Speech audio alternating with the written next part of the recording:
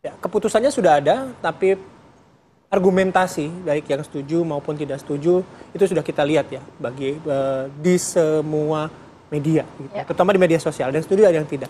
Nah, untuk membahasnya pagi hari ini kami sudah mengundang ada 2 orang narasumber yang hadir bersama kami pagi hari ini. Ada Ibu Pungki Indarti, anggota Kompolnas Republik Indonesia. Selamat pagi, Bu. Selamat pagi, Bu. Sehat, Ibu.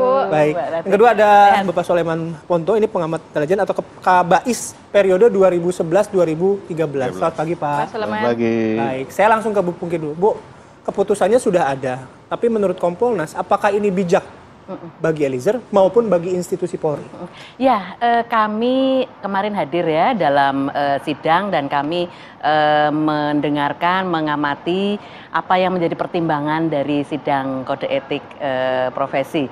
Dan kami sangat menghargai, kami mengapresiasi putusan tersebut karena memang sidang ini secara bijak ya, ketua, wakil, dan anggota secara bijak melihat semua faktor yang ada, termasuk juga faktor-faktor yang di pengadilan ya, persidangan pengadilan, di mana Eliezer dianggap pada waktu itu dalam kondisi yang terpaksa, tertekan.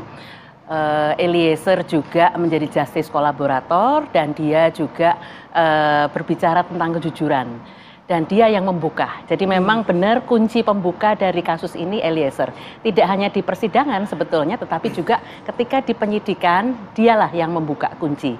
Nah, kemudian setelah itu ada permaafan, ya, dia meminta maaf pada orang tua Eliezer, Yosua, dan kemudian dimaafkan.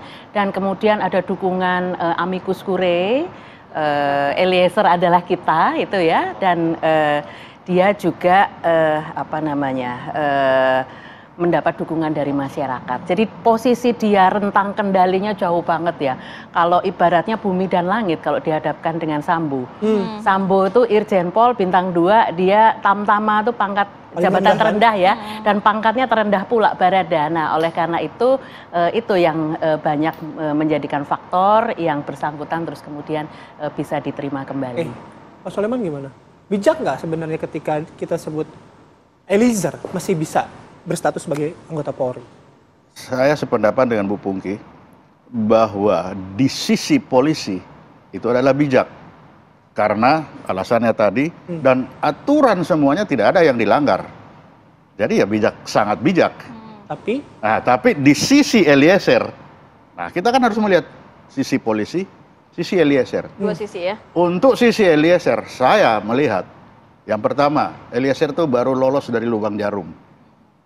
Yang kedua, lolosnya itu kenapa?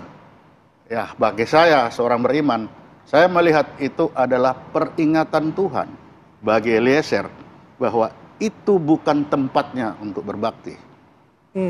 Yang ketiga, dalam aturan, dalam peraturan itu ada peraturan formal yang sudah, tapi ada tindakan-tindakan non formal yang tergantung atasan masing-masing. Dan Eliezer seperti disebutkan Bu Pungki tadi, paling bawah, dia tidak punya bawahan lagi. Sehingga dia tergantung atasannya yang akan menggunakan. Kalau saya jadi atasan, ketika ibaratnya saya memilih gelas ini, saya akan memilih gelas-gelas yang tidak ada retaknya. Sebaik apapun Eliezer, itu adalah gelas-gelas yang retak. Ya, tapi ada yang menyatakan bahaya mengintai Eliezer kalau masih kalau di dalam... itu sudah tidak usah lagi diperbincangkan. Makanya saya cuma melihat seperti itu. Kalau nanti saya buka itu tambah buka sedikit nggak apa-apa. Buka sedikit. Ada lagi kalau itu kita menganut boleh terbuka tapi jangan telanjang. Iya kan? Kalau buka sedikit, saya atasannya, kamu besok datang apel jam 7, lari sampai jam 12. Tapi begini pertanyaannya, siapa ancamannya Pak Soleman? Kalau melihat kan Verdi Sambo sudah memang divonis mati, bahkan juga sudah dikeluarkan dari Polri, begitu? Nah, ini yang saya bilang, budaya TNI Polri itu beda dengan budaya umum. Ini budaya organisasi, itu satu. Lalu kedua, budaya esprit de corps. Perkawanannya Yosua, perkawanannya Verdi Sambo. Belum lagi temannya Verdi Sambo. itu punya budaya sendiri. Kebetulan ini di bawah kendali saya. Ketika dia masuk dalam organisasi Polri, tidak ada lagi orang dari luar yang bisa mengendalikan berhak terhadap Eliezer. Sekarang kita dari luar bisa melihat itu karena memang persidangan. Tapi sekali dia sudah masuk di dalam organisasi, 100% di bawah kendali polisi. Jadi Pak Suleman melihat juga nantinya juga akan mempengaruhi dari karirnya Eliezer ke depannya? Ya pastilah. Ketika kenaikan pangkat misalnya, ada aturan di situ, tertulis jelas bebas dari tindak pidana. Ya sudah ada, walaupun 1 tahun. Tapi ketika saya harus memilih, pangkat paling bawah pilihannya itu banyak. Ini gelas ini banyak sekali, ya saya akan cari yang tidak retak lah. Karena pilihan banyak. Beda kalau dia ada di Pamen, Pati, itu dia masih punya bawahan, dia bisa duduk, saya punya bawahan. Tapi ini duduk aja dia tidak punya bawah lagi. Duduk di sini tinggal menunggu, saya mau dipanggil, mau disuruh apa ini. Bu Pungki melihat itu juga nggak? Enggak, kalau saya enggak. Kalau saya melihat ketika sudah ada putusan sidang KKEP, semuanya pasti akan patuh pada sidang tersebut. Itu yang pertama. Kemudian yang kedua, kita melihat Eliezer ini basicnya Brimob ya. Jadi kami melihat untuk kenyamanan Eliezer juga dan untuk keselamatan dan untuk supaya dia merasa nyaman, sebaiknya memang dikembalikan ke Brimob. Kenapa? Karena yaitu di situ tempat dia lahir dan dibesarkan ibaratnya ya. Nah di Brimob ini solidaritasnya sangat tinggi, kawan-kawannya sangat mendukung gitu ya. Bahkan dalam beberapa persidangan kawan-kawannya datang mendukung. Nah atasannya sama saja gitu ya, artinya memberikan perhatian penuh. Bahkan ketika waktu itu dia masih di bawah Sambo, katakan sudah terjadi peristiwa dan kemudian dia masih dikuasai oleh Sambo, atasannya ini nyari loh.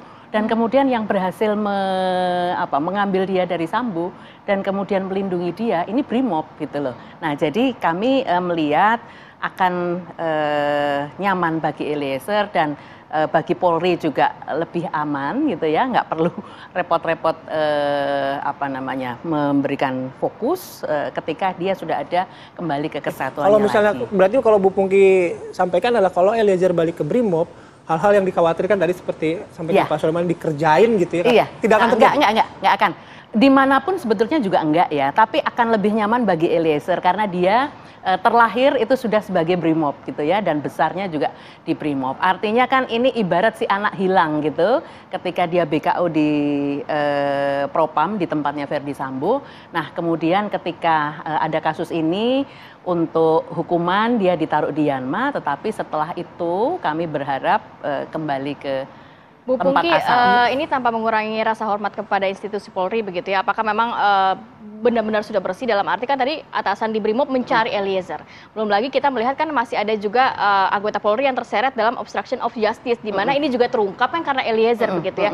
Nantinya kalau misalnya melihat kekhawatiran tersebut, belum lagi apakah memang saat ini sudah benar-benar bersih di dalam Polri-nya sendiri begitu? Kalau kita melihat soal bersih dan tidak bersih, seluruh anggota Polri harus patuh ya, aturannya seperti itu.